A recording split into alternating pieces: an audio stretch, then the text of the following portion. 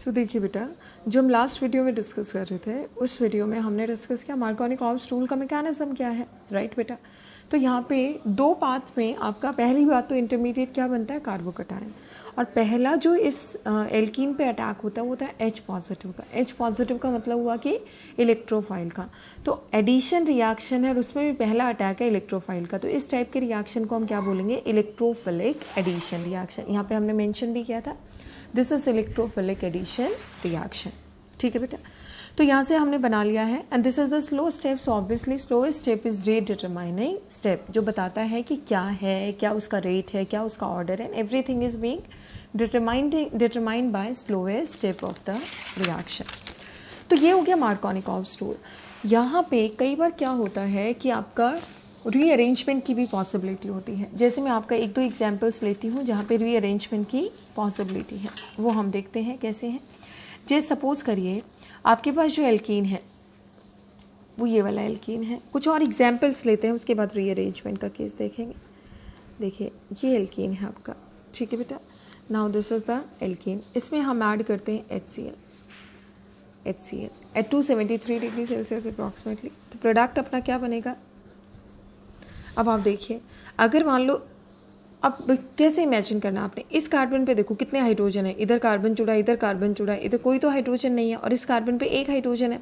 इसका मतलब इस पे एक हाइड्रोजन, इस पे जीरो। तो कौन से वाले पे जाएगा नेगेटिव पार्ट इसका, जिसपे जीरो हाइड्रोजन होगा।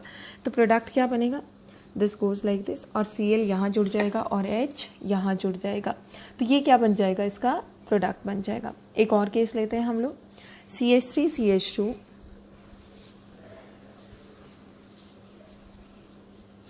CH2 CH double bond CH3 plus इसमें हमने ऐड कर दिया लेट्स से HCl या HBr का केस ले लेते हैं मान लीजिए। तो आपका प्रोडक्ट यहाँ पे क्या बनेगा। अब आप देखिए सिचुएशन क्या है, जो दोनों कार्बन है, दोनों ही कार्बन पे एक एक हाइड्रोजन है। दोनों ही कार्बन पे क्या है बेटा, एक एक हाइड्रोजन है। तो ऐसे केस में आपके दो प्रोडक्ट्स बनने की पॉसिबिलिटी है। एक बन गया आपका CH3 CH2 CH, इस पे Br लग गया और इधर आ गया CH2 CH3 ये वाला, यानी कि इस कार्बन पे लगा Br, तो ये वाला बन गया कार्बोकटायन। दूसरे केस में देखिए आप, CH3 CH2 CH2 CH CH3 और इस वाले कार्बन से क्या जुड़ गया, Br। अब इस केस में देखो, अगर Br इससे जुड़ा तो एक केस में ये कार्बोकटायन बना होगा, सेकेंडरी जिसपे एक तरफ मिथाइल है और एक तरफ प्रोपाइल है। अगर ये कार्बोकटायन बना होगा तो इस केस में इस पे ये वाला, तो इस केस में इस पे क्या होगा बेटा, इथाइल होगा। तो carbocation is being stabilized by plus I effect of the group. तो इस केस में तो इसको मिथाइल ग्रुप अपना डोनेट करेगा इलेक्ट्रॉन पेयर, और इस केस में इथाइल ग्रुप। तो इथाइल का प्लस आई ज़्यादा होता है, इस वजह से इसका परसेंटेज थोड़ा ज़्यादा है। This is 55% and this is 45%, but दोनों प्रोडक्ट्स बनेंगे। क्लियर है। एक दो और केसेस लेते हैं, क्या अब उनमें प्रोडक्ट बनेंगे वो आप बताइएगा। CH3 CH CH3 CH double bond CH2, इसमें अगर हमने HBr को ऐड किया, what will be the product formed. अब आप खुद सोचिए, यहाँ पे अगर हम देखें तो इस कार्बन पे हाइड्रोजन कम है, सो ऑब्वियसली इस कार्बन का क्या बनना चाहिए, कार्बोकटायन। ये प्राइमरी बनता और ये बनेगा सेकेंडरी। लेकिन आप नोटिस करें तो यहाँ पे एक और कार्बन है जो टर्शरी कार्बोकटायन बना सकता है। तो ऐसे केस में हमेशा किसकी पॉसिबिलिटी होती है बेटा, रीअरेंजमेंट की पॉसिबिलिटी। तो आपका प्रोडक्ट यहाँ पे क्या बनेगा, CH3 CH3, इसका जो हाइड्रोजन वो इस कार्बन से शिफ्ट होके यहाँ चला जाएगा और यहाँ तो जुड़ जाएगा Br and this become CH2 CH3। तो आपने सिंपली क्या करना है ऐसे केस में, पहले तो नॉर्मली जैसे बनना चाहिए वैसे सोचो। इस हिसाब से यहाँ जाना चाहिए था Br और यहाँ बनना चाहिए था CH3, यहाँ पे जाना चाहिए था Br और यहाँ पे क्या बनना चाहिए था बेटा, CH3।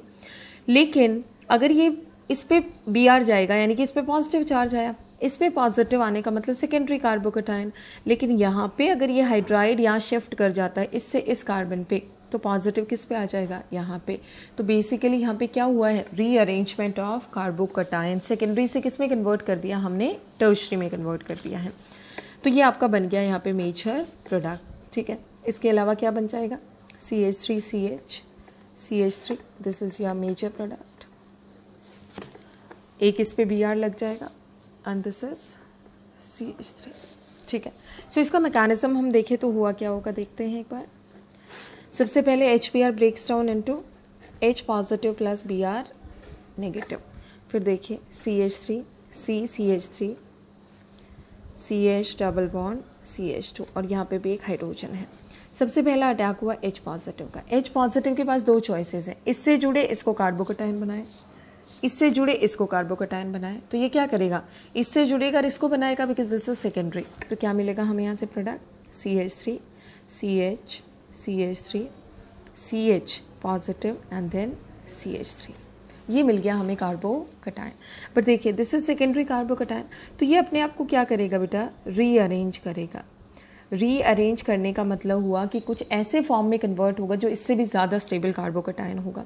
तो यहाँ पे क्या होगा, 1,2 हाइड्राइड शिफ्ट, एक कार्बन से दूसरे कार्बन पे किसका शिफ्ट हो जाएगा, हाइड्राइड का शिफ्ट। तो ये हाइड्रोजन यहाँ से शिफ्ट कर जाएगा, इस पर पॉजिटिव चार्ज वापस आ जाएगा इस पर। तो अब हमें क्या मिलेगा, CH3 CH3, ठीक है। देखो इसका हाइड्रोजन यहाँ गया तो ये न्यूट्रल हो गया और इस कार्बन पे कौन सा चार्ज आ गया, positive. Now this is CH2 and CH3। ये जो कार्बोकटायन बना है दिस इज टर्शरी कार्बोकटायन। कौन सा कार्बोकटायन बेटा बन गया, ये टर्शरी कार्बोकटायन। अब इसमें किसका अटैक हुआ, वही Br नेगेटिव। Br नेगेटिव इससे जुड़ेगा और हमें प्रोडक्ट क्या मिलेगा, CH3 CH3, इससे जुड़ गया Br and this is CH2 CH3। Clear है। So this is the major product जो किसकी वजह से बना है, ड्यू टू रीअरेंजमेंट। तो कई बार हमें देख के लगता है कि ये कार्बोकटायन या ये प्रोडक्ट बन सकता है, बट वो ना बन के दूसरा बनता है due to possibility of rearrangement. तो ये एक इस मेथड का एक लिमिटेशन भी होता है कि यहाँ पे पॉसिबिलिटी होती है रीअरेंजमेंट की। तो ऐसा एक प्रोडक्ट कई बार ये पर्टिकुलर प्रोडक्ट बनाना क्या हो जाता है, मुश्किल हो जाता है। जैसे इसी केस में देख लो, अगर हमें Br यहाँ लगाना है तो इस मेथड से तो हम नहीं बना सकते, तब तो हमें कोई दूसरा मेथड फॉलो करना पड़ेगा और उस केस में हम कोई दूसरा मेथड फॉलो करते हैं। नेक्स्ट है आपका इसी केस में, इसी सीरीज में एक और हम रिएक्शन देख लेते हैं। रिएक्शन क्या है आपका, CH3 CH3 और यहाँ ग्रुप जुड़ा हुआ है C6H5 और हमें पता है C6H5 क्या होता है बेटा, फिनाइल ग्रुप होता है। कौन सा ग्रुप होता है, फिनाइल ग्रुप। तो कई बार इसकी जगह ना PH भी लिख देते हैं, तो समझ जाना फिनाइल ग्रुप है। तो क्या हुआ इस केस में, देखो ये CH double bond CH2, again the similar situation, तो वापस से वही है, हमने इसमें ऐड करना है लेट्स से HBr। तो वही प्रॉब्लम है, पहले ये कार्बोकटायन बनेगा लेकिन अब यहाँ पे हाइड्रोजन तो है नहीं शिफ्ट होने के लिए, तो यहाँ पे किसकी शिफ्ट होगी, फिनाइल ग्रुप शिफ्ट करेगा। कौन शिफ्ट करेगा बेटा, फिनाइल ग्रुप शिफ्ट करेगा। तो यहाँ पे क्या हुआ आपका, due to phenyl group migration, due to migration of PH group, phenyl group, क्या हुआ, फिनाइल यहाँ से यहाँ आया, इस पे कार्बन पे पॉजिटिव और Br किससे जुड़ जाएगा, इस कार्बन से। तो हमारा प्रोडक्ट क्या मिलेगा, CH3 CH3, इससे जुड़ गया Br, CH, इस पे कौन माइग्रेट कर गया बेटा, ये वाला phenyl and then CH3। So this is the product. This way we can get different products, बस ये इसका लिमिटेशन है। तो अगर हम इसको बोलें, so limitation of the method is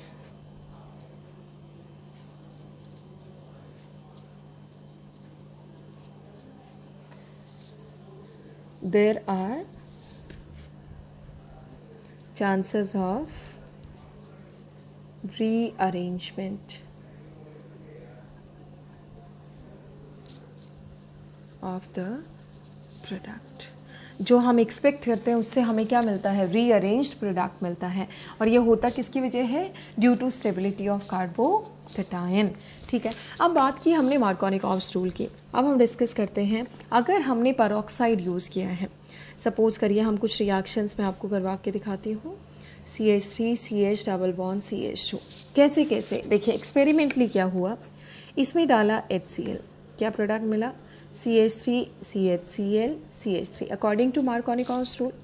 इसमें डाला HCl प्लस पेरोक्साइड, तो भी हमें क्या प्रोडक्ट मिला, CH3 CH double bond, sorry यहाँ पे आ जाएगा Cl and this is CH3 according to Markovnikov's rule.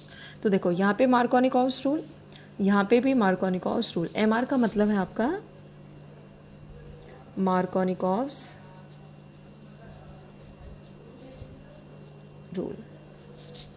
अब इसी में अगर हम डालते हैं HBr, सिंपल HBr, तो क्या लगेगा मार्कोनिकॉव्स रूल, प्रोडक्ट क्या मिलेगा CH3CH Br CH3। फिर हमने इसमें डाला HBr प्लस पेरोक्साइड, प्रोडक्ट क्या मिलेगा CH3 CH2 CH2 Br। तो आपने देखा यहाँ पे मार्कोनिकॉव्स रूल लगा है, लेकिन इस केस में मार्कोनिकॉव्स रूल ना लग के क्या लगा है, एंटी मार्कोनिकॉव्स रूल लगा है। तो यहाँ पे क्या लगा है बेटा, एंटी मार्कोनिकॉव्स रूल लगा है। तो इसको हम क्या बोलेंगे, anti Markovnikov's rule.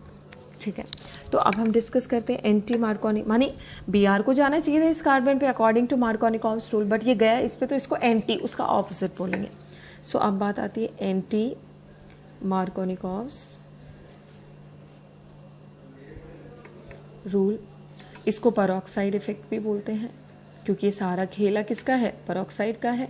So this is called peroxide effect also, and this is called खराश इफेक्ट। जैसे हमारी खांसी हो जाती है ऐसे ही खराश हो जाती है, ऐसे खराश इफेक्ट। ठीक है, सो इसमें क्या होता है खराश इफेक्ट में, कि नेगेटिव पार्ट उस कार्बन पे जाएगा जिसके पास लेस नंबर ऑफ हाइड्रोजन है, उसके पास नहीं, जिसके पास मोर नंबर ऑफ हाइड्रोजन है। ठीक है, तो ये एंटी मार्कोनिकॉव्स रूल है, 11th क्लास में आप सब पढ़ के आए हैं। तो इसमें होता क्या है बेसिकली, मैं आपको आइडिया दे देती हूँ।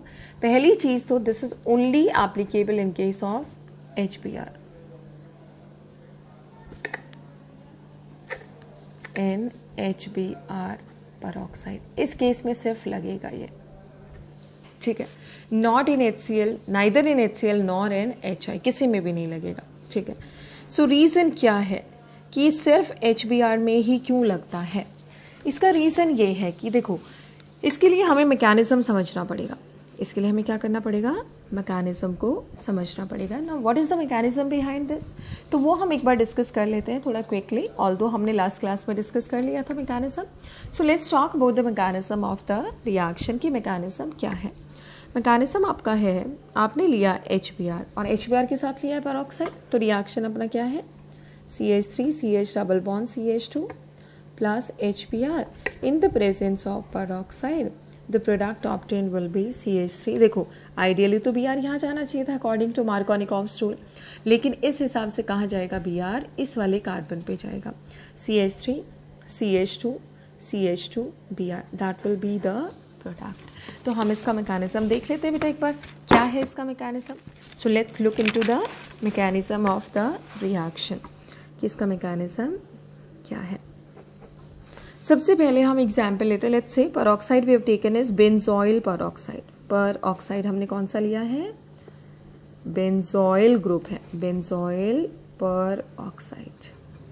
बेंजोइल पेरोक्साइड होता है PH for phenyl, C double bond O, ये बेंजोइल ग्रुप बोला जाता है। अब पेरोक्साइड लिंकेज लगा देते हैं और इधर से भी क्या लगा देंगे, PHC double bond O। So this देखो ये इसका मिरर इमेज है, PHC double bond OO, PHC double bond O, single bond है ये। ठीक है, तो ये दिस इज बेंजोइल पेरोक्साइड। तो सबसे पहले सनलाइट की प्रेजेंस में या कोई एक्टिवेटर की प्रेजेंस में this breaks down into PHC double bond OO free radical, ये टूट गया, ये वाला बॉन्ड टूटा, यहाँ पे होमोलिटिक क्लीवेज हो गया बेटा। यहाँ पे क्या रहा, होमोलिटिक क्लीवेज हो गया। क्या हो गया यहाँ पे, होमोलिटिक क्लीवेज। ठीक है, अब ये होमोलिटिक क्लीवेज होते ये बना PHCO, तो PHC डबल बॉन्ड O जो है ये दिस ब्रेक्स डाउन, यहाँ पे अगेन होमोलिटिक क्लीवेज, एक इलेक्ट्रॉन यहाँ एक यहाँ, and this will give us PH dot plus CO2। Now this is phenyl free radical. Phenyl free radical अब कॉन्टैक्ट में आएगा किसके, HBr के, लाइक दिस। ये भी क्या करेगा बेटा, एक इलेक्ट्रॉन लेगा, एक इलेक्ट्रॉन ये ले लेगा, तो ये PHH के साथ कंबाइन करके क्या बना देगा, PHH which is benzene, C6H6, benzene बन गया यहाँ से, और अपने पास क्या मिल गया हमें यहाँ से, Br dot. Now this is very active free radical. ये फ्री रेडिकल अब आगे का रोल प्ले करेगा, होगा कैसे, CH3 CH double bond CH2 किसके कांटेक्ट में आया, Br फ्री रेडिकल के।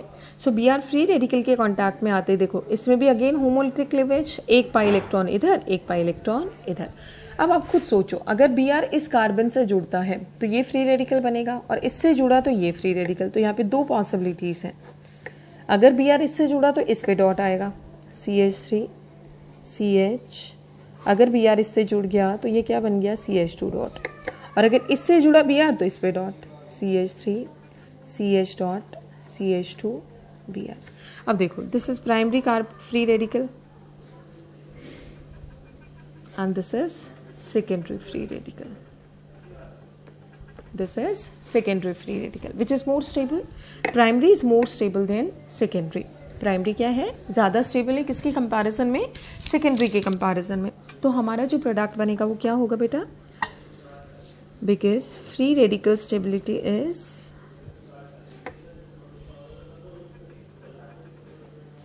Stability order tertiary, then secondary, then primary and then methyl. ये कार्बोकटाइन की तरह ही सारी चीज़ें फॉलो करते हैं, हाइब्रिडाइजेशन भी उनके हिसाब से, इनका भी sp2 है, कार्बोकटाइन का भी sp2 है। स्टेबिलिटी ऑर्डर भी इनका टर्शरी सेकेंडरी प्राइमरी मिथाइल है, उनका भी टर्शरी सेकेंडरी प्राइमरी मिथाइल है।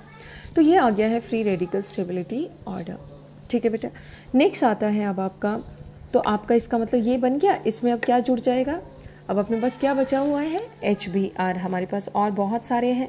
यहाँ पे फिर से वही होमोलिटिक क्लीवेज, अब H जाके किससे जुड़ गया, इस कार्बन से, the product obtain will B CH3 CH2 CH2 Br।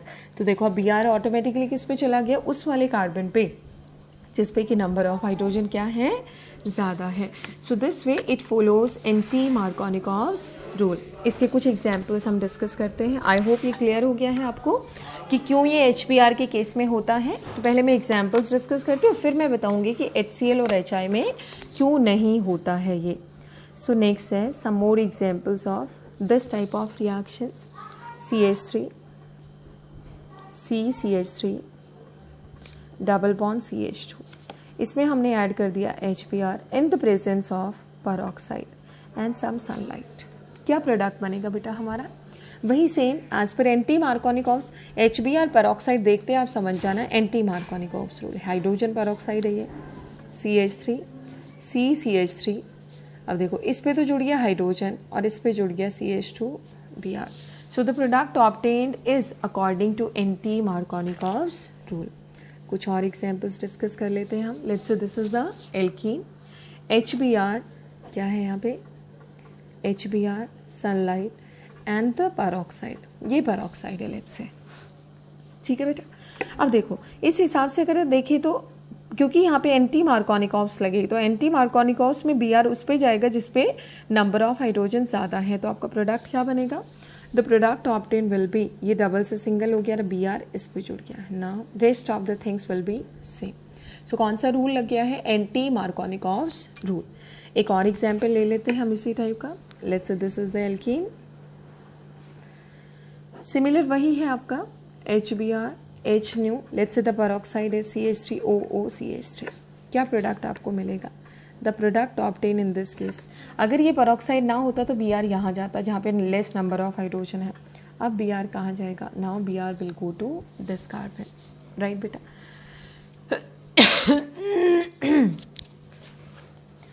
Clear है। सो ये हो गया है आपका as per anti Markovnikov's rule. अब है आपका, कई बार क्या होता है कि पेरोक्साइड नहीं होता, सिर्फ सनलाइट होता है, तो सनलाइट में भी आपको पता है फ्री रेडिकल मैकेनिज्म होता है, तो उस केस में भी कौन सा रूल अप्लाई होता है बेटा, एंटी मार्कोनिकॉव्स रूल। जैसे ये है, यहाँ पे क्या है HBr एंड सनलाइट, तो इस केस में भी क्या प्रोडक्ट बनेगा, सॉरी देखो Br जाना चाहिए था इस कार्बन पे अकॉर्डिंग टू मार्कोनिकॉव्स, लेकिन क्योंकि सनलाइट और HBr है तो यहाँ पे क्या लग जाएगा Br एज पर एंटी मार्कोनिकॉव्स रूल। ठीक है, मैकेनिज्म हमने डिस्कस कर लिया है। अब क्वेश्चन आता है कि why this does not occur in case of HCl and HI even in the presence of peroxide. तो क्वेश्चन है आपका, why anti Markovnikov's rule is not applicable on addition of HCl HI to alkene even in the presence of sunlight। क्यों नहीं होता है even in the presence of sunlight?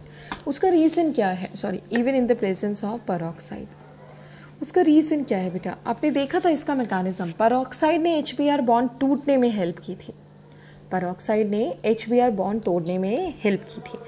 तो HCl का bond, अगर हम बॉन्ड स्ट्रेंथ देखें, देखो बॉन्ड स्ट्रेंथ क्या है, बॉन्ड स्ट्रेंथ ऑर्डर, HCl सबसे स्ट्रॉन्ग है, उसके बाद HBr और उसके बाद HI। अब जब पेरोक्साइड इनके ऊपर अपना इफेक्ट डालेगा तो पेरोक्साइड की जो एनर्जी वो इतनी तो है कि ये HBr का बॉन्ड ब्रेक कर दे, लेकिन HCl का बॉन्ड ब्रेक नहीं कर सकता है, ठीक है। तो this implies HCl bond peroxide have sufficient energy to, peroxide free radical, in fact peroxide free radical have sufficient energy to break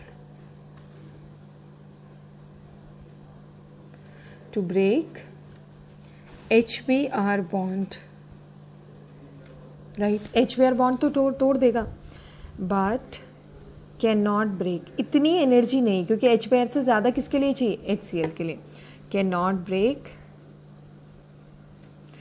HCl bond, ये HCl बॉन्ड को डिकम्पोज नहीं कर पाएगा, ठीक है बेटा। नेक्स्ट आता है, अगर ये HCl नहीं तोड़ सकता तो रिएक्शन होगा ही नहीं, that's why peroxide effect is not applicable.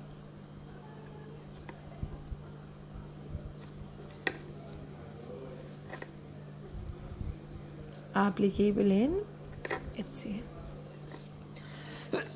अब बात आती है HCl में तो चलो ठीक है, नहीं लगा, व्हाट अबाउट HI में तो बहुत कम एनर्जी चाहिए। भाई आप सोचो, पेरोक्साइड जो है आपका, पेरोक्साइड HBr का बॉन्ड तोड़ता है, ये पेरोक्साइड फ्री रेडिकल में जो आया है बेसिकली HBr का बॉन्ड तोड़ता है, बट HBr से ज़्यादा एनर्जी चाहिए HCl के लिए, तो बॉन्ड नहीं टूटा, तो आगे रिएक्शन नहीं होगा। लेकिन HI में तो इससे भी कम एनर्जी चाहिए, तो HI का बॉन्ड तो ब्रेक करेगा, I डॉट बनेगा, मानी I फ्री रेडिकल बनेगा। लेकिन उस केस में क्या प्रॉब्लम आती है बेटा? जो I फ्री रेडिकल बनेगा वो वापस से कंबाइन करेगा I फ्री रेडिकल से, वो rather than combining with the alkene, वो खुद से ही कंबाइन करके क्या बना देगा? आपका I2 बना देगा, तो वो उस डायरेक्शन में प्रोसीड नहीं करेगा। This implies in case of HI, जैसे पेरोक्साइड आया आपका, RO डॉट है, फ्री रेडिकल है, RO डॉट क्या करता है बेटा? ये मान लो पेरोक्साइड से बना था, HI है, ये बॉन्ड तोड़ेगा, क्या बना देगा? ROH plus I dot. अब ये जो I डॉट बना है ना, अब इसके पास दो चॉइसेस हैं, CH2 double bond CH2 plus I dot. तो ये इससे ना कंबाइन करके क्या करेगा? ये I2 बना देता है, ये इससे नहीं कंबाइन करता, ये किससे कंबाइन करता है? I डॉट से। This combination take place rather than this, ठीक है। तो I2 बन जाएगा, रिएक्शन आपका उस डायरेक्शन में प्रोसीड ही नहीं होगा, क्योंकि इस पे तो अटैक ही नहीं करेगा ये, ठीक है। या ये वाला एल्कीन ले लो, CH3 CH double bond CH2, इस पे तो अटैक ही नहीं करेगा। So in case of HI, peroxide free radical decomposes HI bond,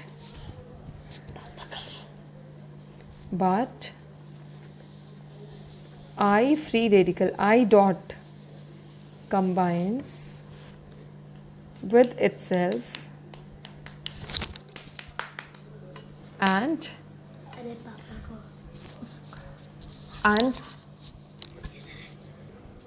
produces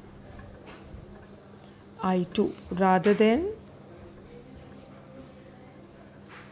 alkyl iodide. Alkyl iodide की बजाय क्या बना देगा बेटा? I2 बना देगा वापस से, तो फिर रिएक्शन ही नहीं हुआ, फिर तो कोई काम ही नहीं हुआ, right. So this is the reason this peroxide effect does not take place in case of HI and HBr, right बेटा। अब हम मूव करेंगे नेक्स्ट रिएक्शन पे। नेक्स्ट रिएक्शन जिसमें हम क्या करते हैं कि हम विस डाइहैलाइड्स बनाते हैं। हम क्या प्रोडक्ट बनाते हैं बेटा? विस डाइहैलाइड, मीन्स एल्कीन का रिएक्शन किसके साथ अब हम करवाएंगे? Cl2Br2, अलग अलग कंडीशंस में हम करवाएंगे, राइट। तो ये अब हम फर्दर मूव करते हैं कैसे रिएक्शन होगा आपका। नेक्स्ट है alkene conversion of alkenes to vic di halides. किसके साथ रिएक्शन इनका? विस डाई हैलाइड्स के साथ।